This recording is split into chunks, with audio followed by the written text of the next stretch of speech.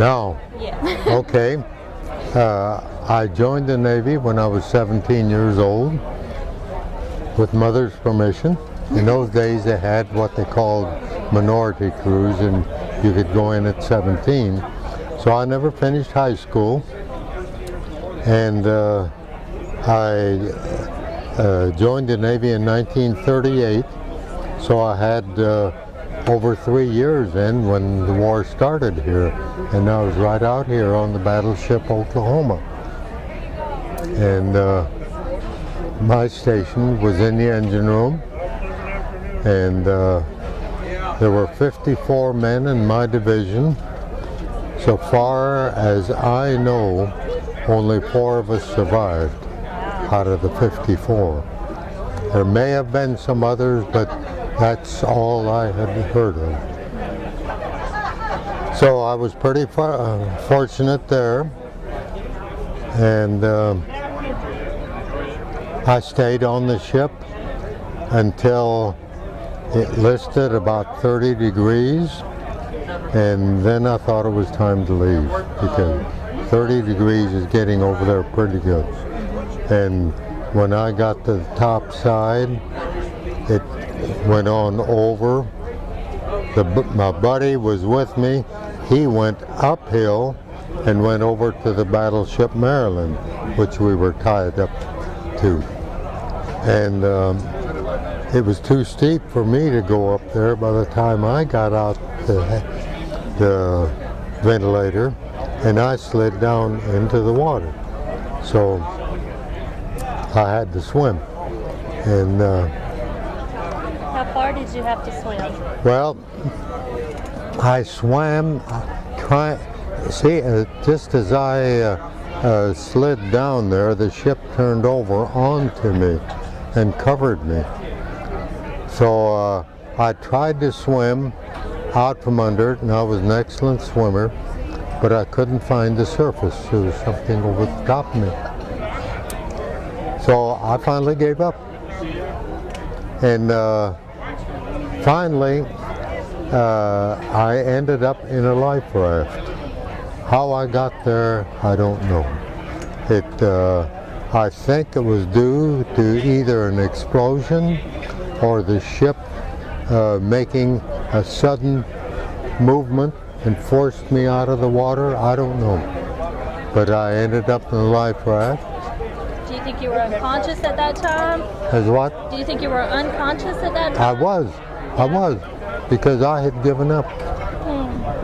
But then after I was in the life raft for a few minutes, got my breath back again, and the fellas had a couple of wounded men in the life raft, and they gave me the dickens for jumping into the life raft. I don't know, I didn't know how I got there. So I knew I wasn't wanted, so I jumped back in the water and started swimming over here to the submarine base. This is what was my goal. And actually my ship was right out there where the Missouri is. So it's quite a swim from there to here. But I swam probably a fourth of the way, and I was picked up by a motor launch. But then I got back over here to the submarine base, and I heard that they had heard some tapping on the hull of the Oklahoma. If you've seen pictures of it, about a third of the hull was still above water. And so I went back out there and I worked on it for 2 days. We were cutting people out, and we rescued 32 men. Oh, good. And that's where I spent the next 2 days. And then after that, I went out to sea. I grabbed the first destroyer I could get on and went to sea, because I wanted to kill a Jap. That was my goal. Can you state your name and spell it? Just say it out loud. Hey, what? Just say your name. Walter Becker. Will you spell it? Can you spell it for us? Just spell it for us. Oh, spell it? Walter Becker.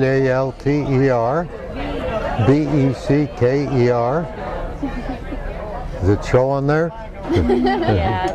Okay. That way, when they're putting it all together, they'll have your name right. Yeah. But anyway, I went to sea on a destroyer, and 9 months later, it was sunk.